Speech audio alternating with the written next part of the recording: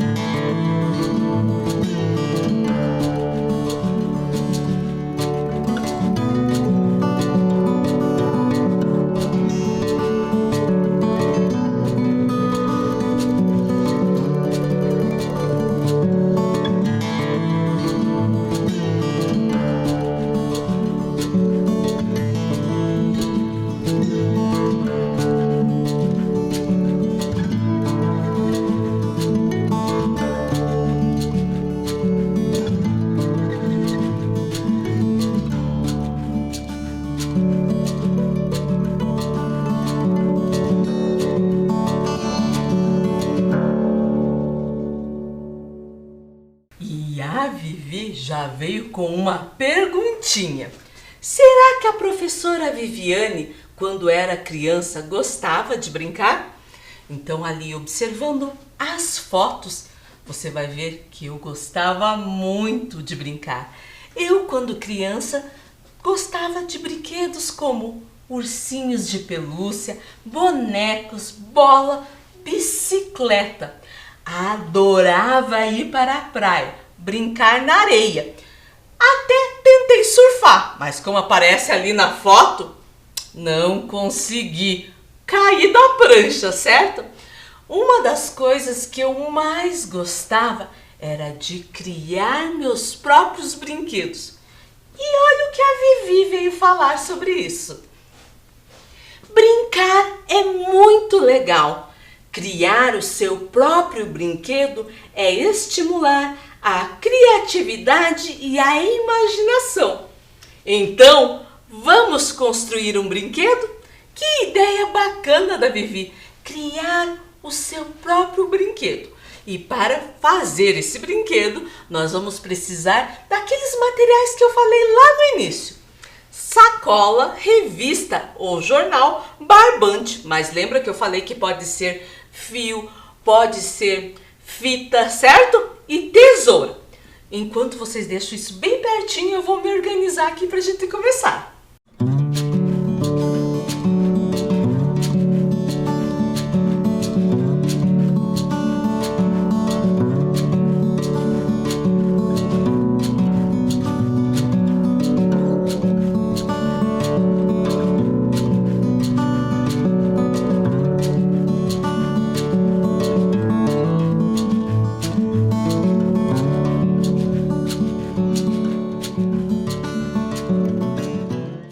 Então vamos lá, nós vamos fazer um brinquedo indígena. Indígena, professora? É sim, é um brinquedo que os indígenas fazem com palha. Mas nós não temos palha, então nós vamos improvisar. Nós vamos fazer uma peteca, certo? Deixa a minha aqui. E você pode escolher qualquer tipo de sacola. Como eu falei, não pode ser uma sacola muito pequena, nenhuma muito grande. Então eu vou escolher a verdinha aqui, certo? Então desamassa ela, deixa ela bem arrumadinha. E agora nós vamos cortar o finalzinho dela aqui, onde fica colada. E vamos cortar também as alças. Ela vai ficar parecendo um quadrado. Certo? Mas temos que desamassar essa outra parte aqui que tem de dentro. Ó. Desamassa de um lado, do outro. E vamos recortar também esse lado aqui que tá emendado, tá?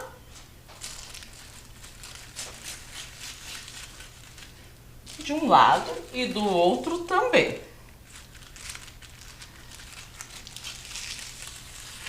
Nós vamos ficar aqui, ó, com duas partes. Coloca uma em cima da outra. E agora nós vamos usar ou a revista ou o jornal. Vamos fazer uma bolinha. Só que ela vai ficar muito pequena. Então, vamos deixar ela maior. Amassa bem, ainda está pequena. Você vai colocar quantas folhas de papel que você acha necessário, que você vê que vai ficar um tamanho legal, certo?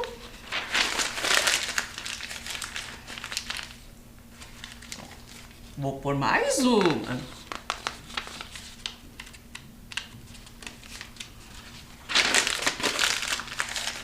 Deixa eu ver o tamanho aqui na minha mão. Ó, ficou um tamanho agora bom. Coloca ali no centro e agora puxa todas as partes do plástico para cima.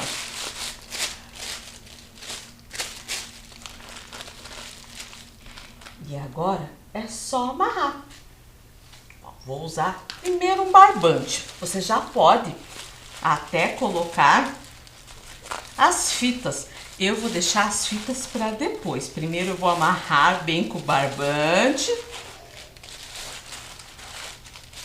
Isso. rosto e vou colocar as fitas como se eu estivesse enfeitando a minha peteca. Ó. Aqui já daria, ó, pra jogar, certo? Mas como eu quero ela um pouquinho mais colorida, vou colocar uma fita vermelha.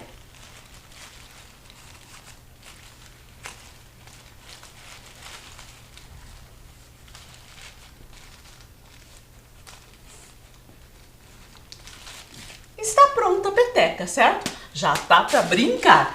Agora eu vou dar um tempo para você construir a sua, certo?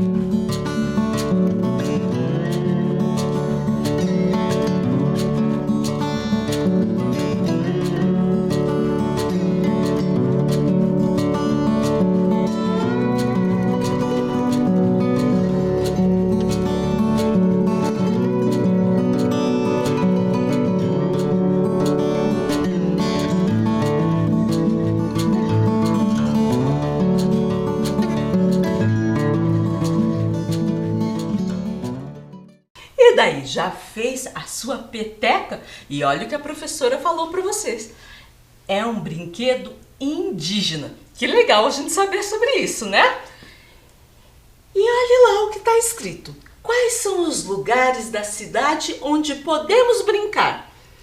As crianças precisam de lugares adequados e seguros para brincar. Na cidade, meninos, meninas têm à disposição dezenas de lugares para isso, como dentro de casa, na sua moradia. Podem brincar também na rua. Professora, dá para brincar na rua? Dá para brincar na rua, desde que tenha a supervisão de um adulto, né? Só criança na rua, isso não é legal. E sem contar que tem que ter um cuidado se essa rua é muito movimentada, que daí é um perigo, certo? Agora, as ruas mais tranquilas, dá para brincar, não dá? Pode brincar na escola. As crianças vão para a escola para aprender, mas também tem seu período de intervalo, de recreio para brincar. Pode brincar em praça. Até tem algumas praças que tem até parquinhos, né? Que é o próximo. Pode brincar em parques. E a Vivi tem uma outra ideia, por falar em brincar. Agora vamos conhecer um espaço de lazer e muitas brincadeiras presentes na cidade de Curitiba. Então, nós vamos conhecer um bosque em Curitiba que tem um espaço privilegiado para brincadeiras. Vamos lá? O Bosque Reinhard Mark foi entregue à cidade de Curitiba em 4 de novembro de 1989. Esta área pertenceu à família Auer e, graças ao seu esforço de preservar, hoje temos esse bosque com uma trilha de brinquedos numa área de preservação ambiental. E nesse bosque tem estacionamento, que está ali com o número 1, 2, praça, playground, 3, sede do grupo de escoteiros, 4, uma choupana, sede da manutenção e sanitários, 5, trilha com brinquedos de troncos, 6, um córrego, 7, sede da guarda municipal e 8, um bosque. Então, vamos ver mais de pertinho. Então, a trilha é formada por um conjunto de 16 brinquedos, transformando o Bosque Reinhard Mark em um lugar bem diferente, adaptado à brincadeira e, além de tudo, muito divertido. Esse bosque está focado basicamente na educação ambiental, atendendo escolas municipais e escolas particulares. No bosque, as crianças aprendem sobre a importância de respeitar e cuidar da natureza, percorrendo trilhas em meio à vegetação, cruzando pontes de toras e experimentando diferentes brinquedos feitos de madeiras e outros materiais, como cordas e pneus. Tem brinquedos como o gongo, pesca, alvo, trampolim, gangorra, salto, peso, muralha, travessia, hexágono, teleférico, escalada, túnel, escorregador, mirante e argola. Quantos brinquedos, hein? E esses brinquedos vão ocorrendo ao longo da trilha, certo? O Bosque Reinhard Mark é um ótimo espaço para se conhecer e, principalmente, brincar. E ele fica na rua Valdemar Coste, não tem número, lá na Vila Auer, certo? Ó, um ótimo lugar, então, para se conhecer. E já que falamos de brincadeiras, lugares para brincar, muito legal brincar em um bosque, certo? Além dos brinquedos, ver a vegetação, os animais, bem gostoso, certo? E a Vivi veio te convidar para fazer uma atividade de outro tema que nós estudamos. Vamos ver? Vamos recordar sobre os diferentes modos de morar? E olha a atividade que nós vamos fazer. Qual o principal material dessas moradias? Falamos muito disso na aula, certo? Então vocês vão olhar a imagem e vão falar o principal material. Essa primeira casa aqui, essa primeira moradia, é feita de qual material? Se você pensou aí ou falou madeira, acertou! E a madeira vem da natureza, dos troncos das árvores, certo? E essa segunda aqui é feita de qual material? Se você falou tijolo, cimento ou alvenaria, também acertou. E essa terceira aqui? Qual o material que é utilizado para construir essa moradia? Ah, você pensou aí, não sei. Ah, parece que é feita de diversos materiais. Também acertou. E vamos falar um pouquinho mais desse tipo de moradia, que são chamadas de barracos. Barracos são casas simples, com instalações precárias. Existem em várias partes do mundo. É um tipo de moradia que também vamos falar nessa aula. Algumas pessoas falam que barracos tem em favelas. Vamos entender o que são favelas? Segundo a definição do Instituto Brasileiro de Geografia e Estatística, o IBGE, favela é um conjunto de casas que ocupa de maneira desordenada um terreno de propriedade alheia, particular, ou até um terreno público, e que não possui acesso aos serviços públicos essenciais.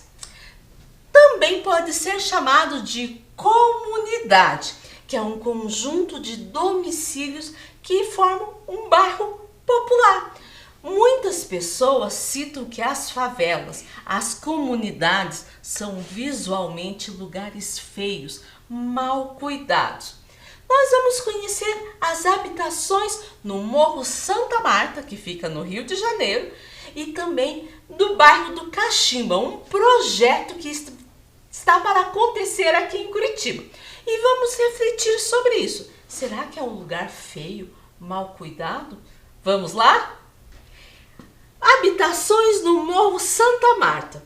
O Morro Santa Marta fica em Botafogo e, como eu falei para vocês, na zona sul do Rio de Janeiro.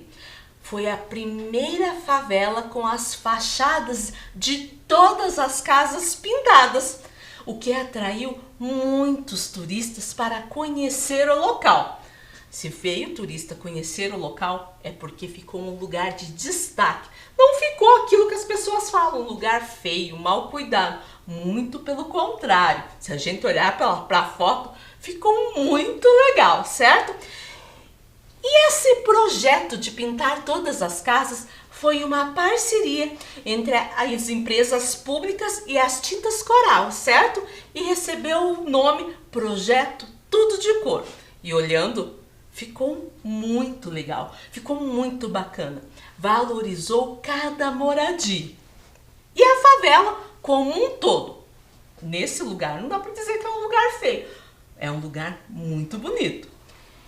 E aqui em Curitiba também tem a Vila 29 de Outubro, que fica no bairro Caximba, que é uma ocupação instalada em uma área de proteção ambiental, em um terreno de propriedade do Instituto das Águas do Paraná. Nesse espaço, a prefeitura tem um projeto que pretende garantir moradia digna, infraestrutura como transporte, lazer, educação, além da construção de um dique para conter as águas do Rio Barigui e do Rio Iguaçu que passam ali no lugar, evitando cheias, inundações, uma situação que acontece muito nesse bairro, certo? Como falo para vocês, a história estuda o passado, o que já aconteceu, o presente, o que está acontecendo e o futuro. Nesse caso, tem as casas como estão hoje e o projeto. Projeto é uma coisa que ainda vão fazer, ainda vai acontecer. Vai ficar muito legal também, muito bacana aí, certo? E vamos continuar com a nossa atividade? Olha lá o que a Vivi veio dizer, já ouvimos essa pergunta hoje, qual o principal material dessas moradias? Nessa imagem aqui tem um iglu. E você sabe do que é feito o iglu? Se você falou que é de gelo, acertou. E essa outra aqui? Essa até a gente comentou na aula. Que material será que é utilizado? Se você lembrou e falou barro, acertou. E essa outra aqui? Essa é uma oca. Qual material que será que é utilizado na construção de uma oca? Se você falou palha ou folhas de palmeiras, acertou.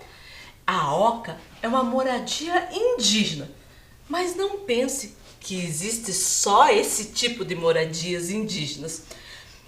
Existem outras e os materiais variam muito de acordo com o modo de vida, o clima, o tipo do ambiente, os materiais que tem ali na natureza para a construção da mesma.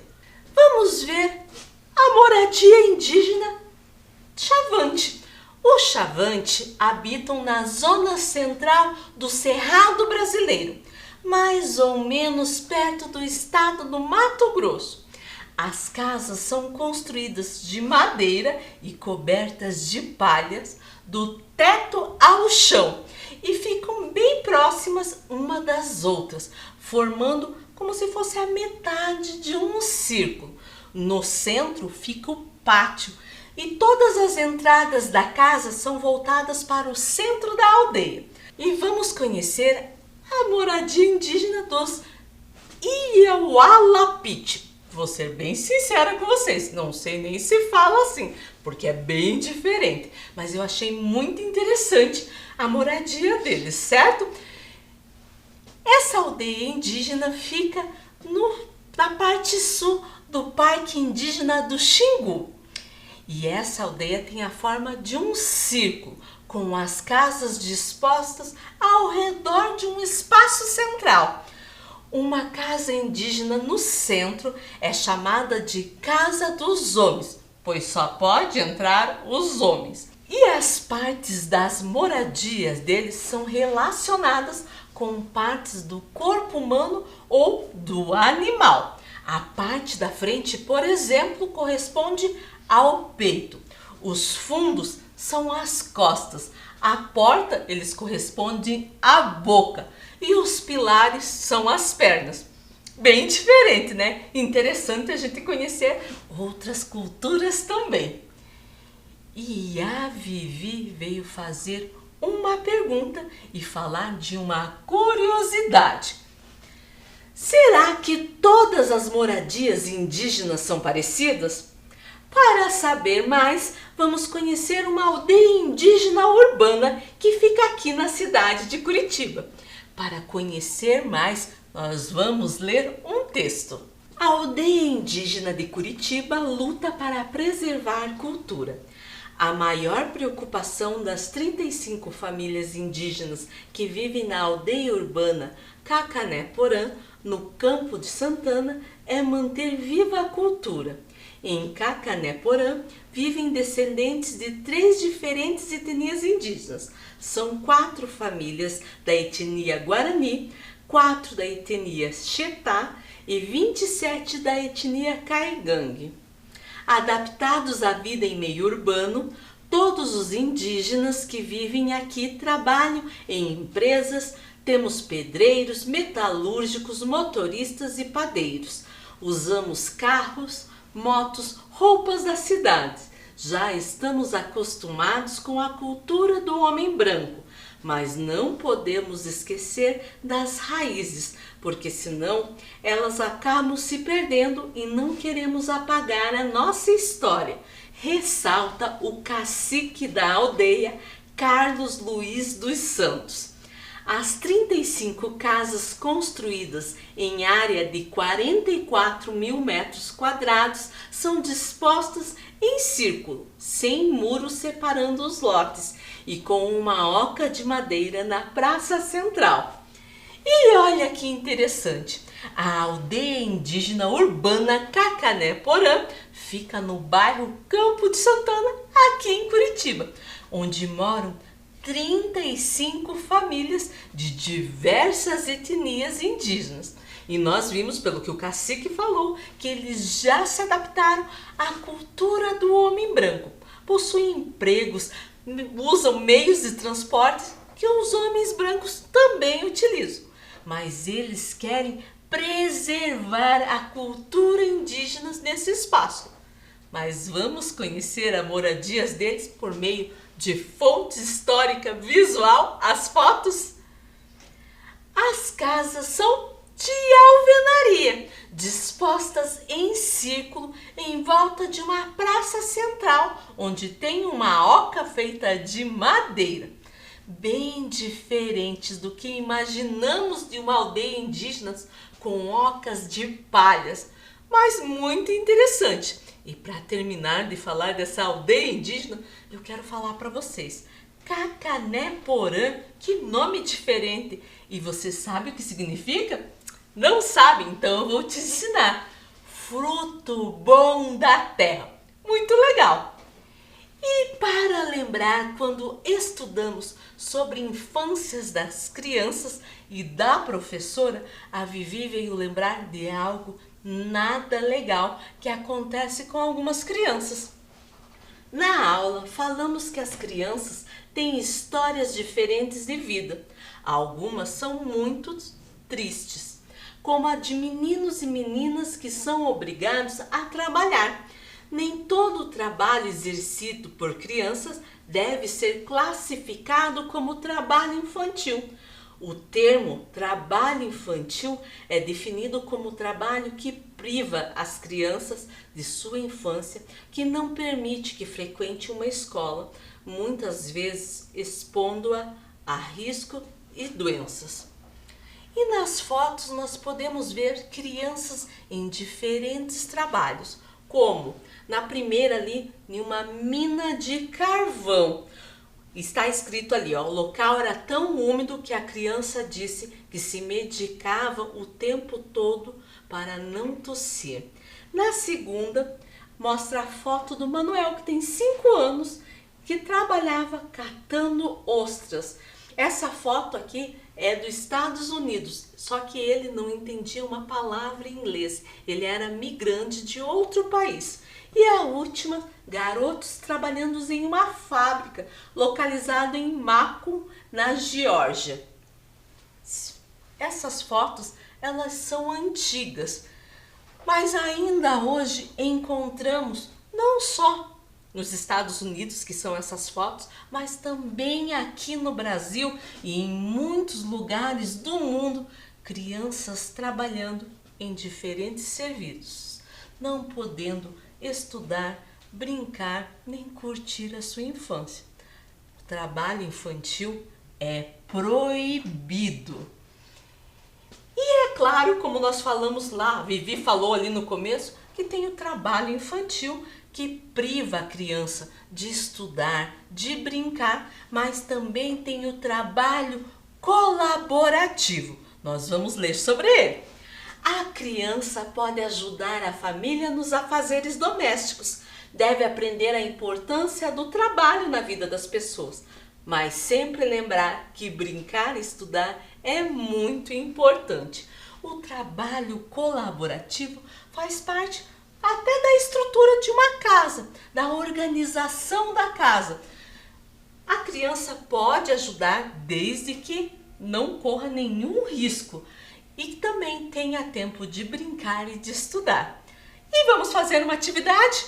Faça um desenho para ilustrar a frase: lugar de criança é na escola. Diga não ao trabalho infantil.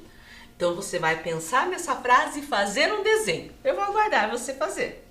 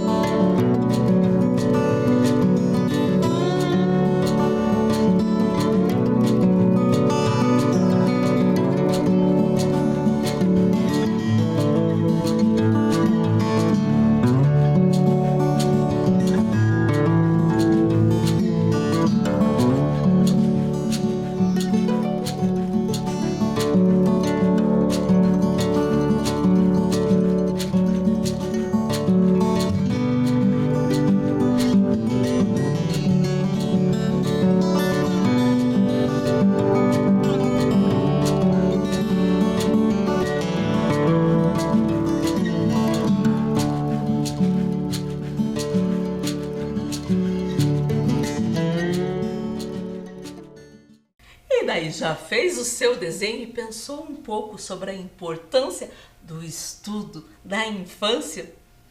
E nós recordamos várias coisas que nós estudamos nas últimas aulas, mas as nossas aulas continuam, tanto que eu te encontro na próxima aula. Se cuide!